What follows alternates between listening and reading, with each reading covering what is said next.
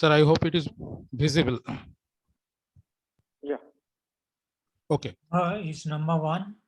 Good morning, sir. Today I'm going to present from Department of Veterinary Microbiology of West Bengal University of Animal and Fishery Science.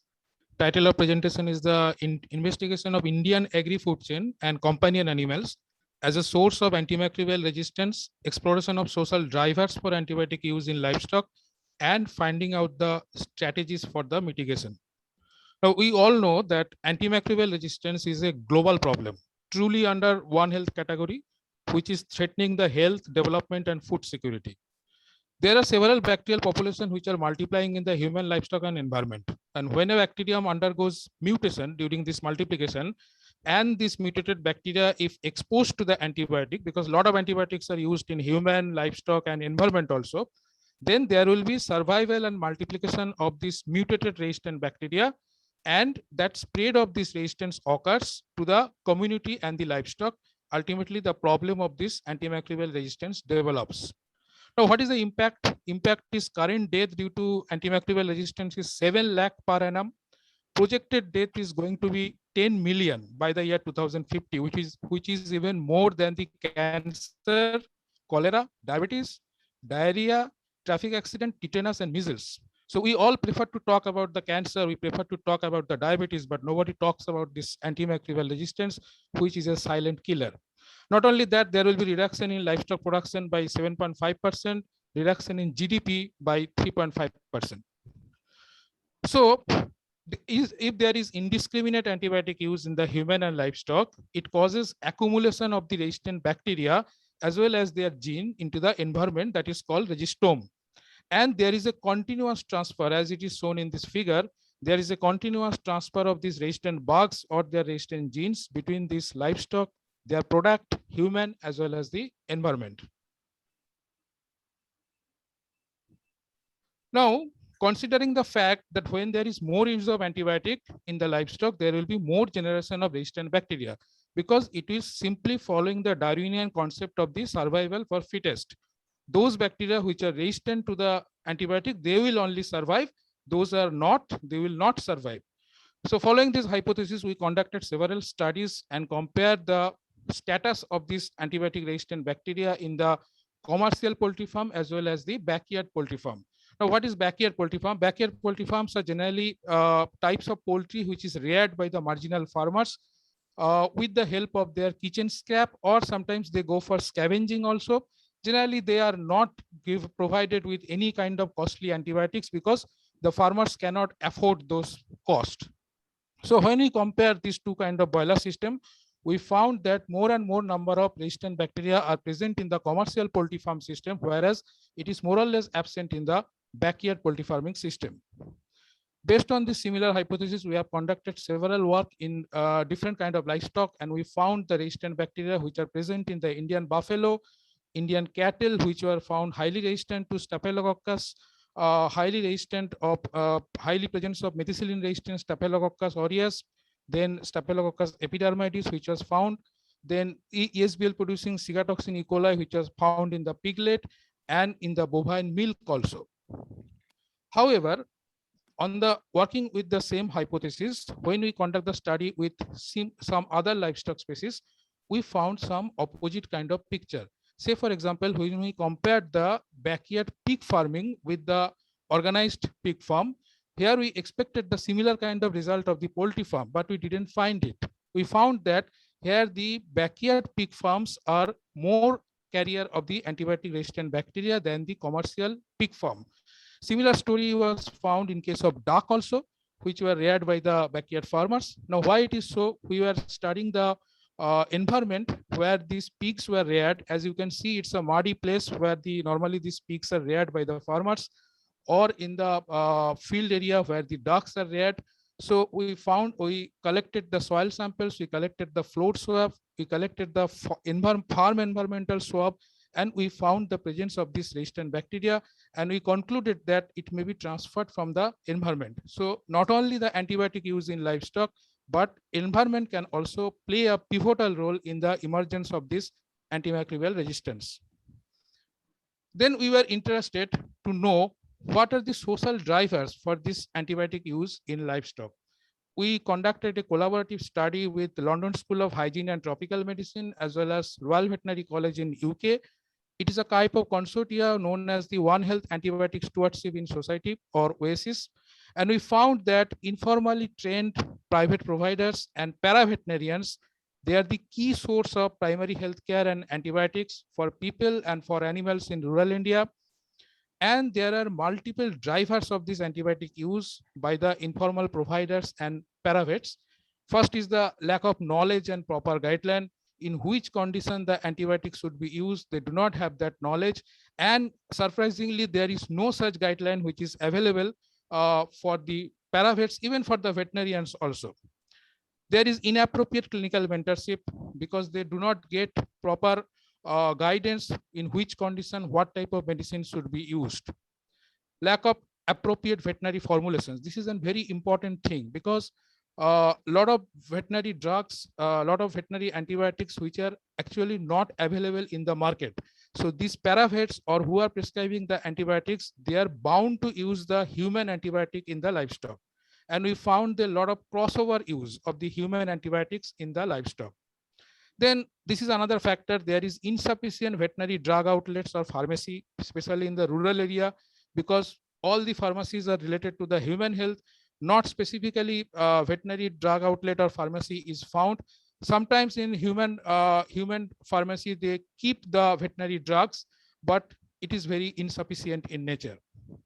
Then there is obviously the community expectation. There is a lot of competition between the practitioners. So because all of all of the community is expecting that their livestock should be healed as much speedy as possible. So, and another thing is the affordability, because all of them cannot afford the veterinary drug center or the veterinary health center, which are placed in a very remote areas of the rural area. So they cannot afford, because in case of veterinary treatment, it is like that you have to bring your animal with you so that the veterinary surgeon, he can take care of it. But it is not always possible due to long distance or due to lack of transport, and it requires a lot of cost also. So ultimately, these people who are present in the periphery of this village area, they are bound to depend on the paravet. Lastly, economic incentives for the drug sales and aggressive pharmaceutical drug promotion, that was also noted as a driver for this antibiotic use in the society.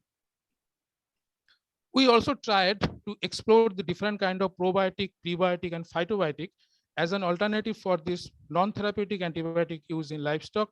And we found that beta-glucan, mushroom beta-glucan, then yeast cell wall extract, black cumin seed, and essential oil as an suitable alternative for the non-therapeutic antibiotic use in livestock, which gives some encouraging result.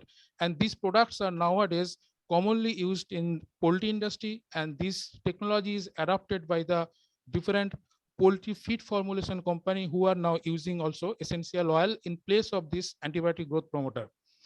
Then we worked on a polyherbal product, which is mainly based on Kanchan, Chitrak, and Hartuki, and we found that it has having an excellent quality, that it can reduce the persistent time of the antibiotic in the livestock body. So if the antibiotic is not persisting for a so many prolonged period, then probability of development of antimicrobial resistance will be less. So if this polyherbal product is used along with the antibiotic, it may reduce the persistence time. There were a lot of challenges actually we faced. Initially, the industry didn't want to share any kind of data regarding the antibiotic prescription practice, as well as the samples for microbiological analysis. The farmers who are using the antibiotics even didn't know that it is an antibiotic, because they had insufficient literacy. They cannot read what is mentioned in the label of that medicine. So with this kind of work, more and more, we got some more and more media coverage also. Not only the local media, but also in some case in the national media also, which have covered our work, our findings. And as a result of that, finally, Government of India imposed some ban on the use of this non-therapeutic use of antibiotic like colistin, in the feed of the poultry and other livestock. Finally, my conclusion and what is the future roadmap. Backyard poultry was detected as free from ESBL producing bacteria due to lack of exposure to the costly third generation cephalosporin antibiotics. So if the backyard farming can be practiced with strict biosecurity and vaccination, improved varieties of birds, and minimum exposure to medically important antibiotics, then it can be promoted to the country, especially among the marginal farmers. Because the backyard farming thus can generate healthy meat and eggs and milk, and tagging the products as safe food or antibiotic free food will attract the consumer, and the income of the farmers will be increased. And there will be also a women empowerment, because female members of the farmer family generally take care of this kind of birds. Second conclusion was, other than direct exposure to antibiotics due to therapeutic or non-therapeutic use, the environment plays an important source of antimicrobial resistance in livestock. It may be a kind of new environmental pollution. Third, use of essential oil, yeast cell wall, beta glucan of mushroom can effectively reduce the non-therapeutic use of antibiotics in poultry or livestock industry as growth promoter. Fourth is the social drivers for inappropriate antibiotic use by paravets in the livestock was identified, and it was detected that the drivers was found mutually interdependent. Finally, the roadmap is that multi-level antibiotic use guidelines and decision support system for all kind of providers, especially for the paravets, should be given. Improved mentorship by the formal providers should be done. It may be by a qualified veterinarians. Code of good antibiotic stewardship practice for the pharmaceutical industry should be developed. Community awareness programs should be done, and policy review and dialogue process should be recommended for as an effective mitigation strategy to reduce the antimicrobial resistance in the community. Thank you for your kind attention. Thank you, Mr. Samantha. Please tell me, your research is over or you are still working on it? Sir, part of the research is over. So far, the conclusion we have made, that is from our research work. I'm doing work since last 10 years on this subject. Yeah, but I don't know whether, statistically they have been proved correct, because you have anything you have to test whether your sample size is okay and whether sample size is randomized or stratified random sampling. How you have gone about it? Number one. Number two, have these findings been accepted by any appropriate authority? Sir, all are published in the international research Publishing is papers. okay. Publishing for research purposes is okay, but otherwise, accepting say specific recommendation and then acting on that. One, you mentioned something. Yes, sir. So actually, I have worked as a part of the team of the National Action Plan for Development of Antimicrobial Resistance Strategy for the livestock sector. There also I have presented the recommendation, and accordingly it is under preparation. But National Action Plan is not under implementation just now. It is under preparation stage. So it is more a research work, as of now.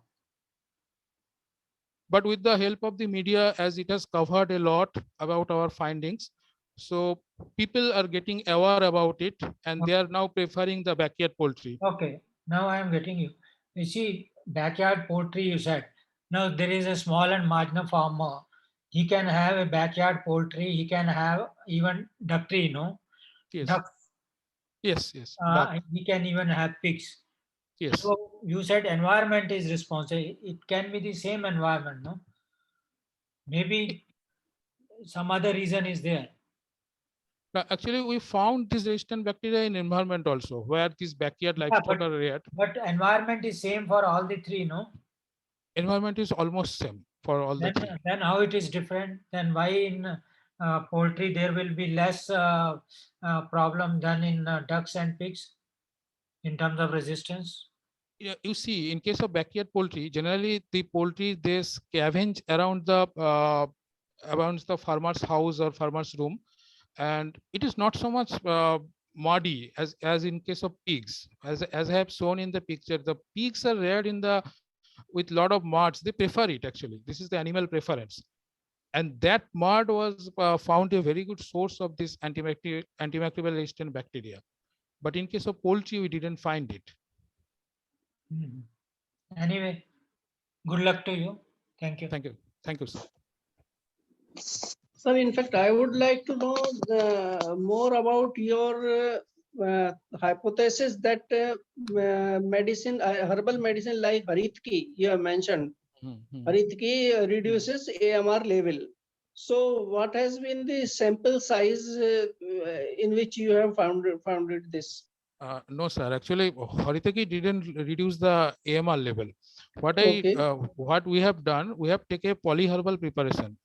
Haritaki was Okay. one of their component, and we found that when we use that polyherbal drug along with antibiotic, either for therapy in case of cattle, so it reduced the persistent time of the antibiotics. Say, for example, ceftriaxone was used along with that polyherbal drug, and it cleared the ceftriaxone in a very rapid way from the body.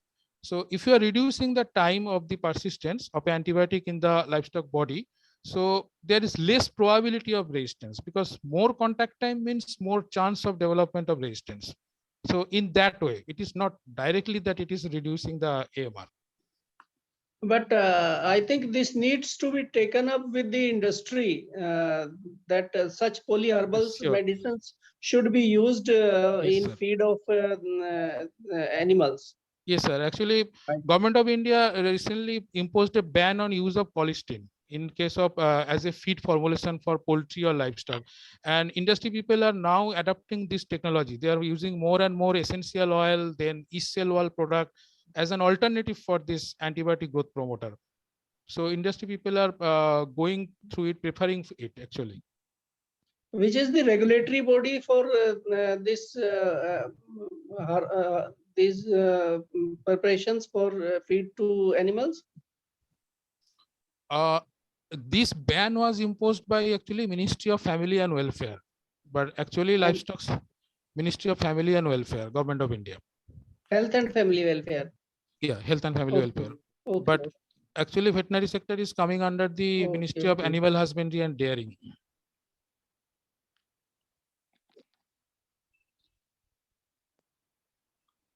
I think you can take up with them Yes, sir. that Yes, this is your finding. yes, sir. It is a very useful study you have done. Thank you very Thank much. you. Thank you, sir.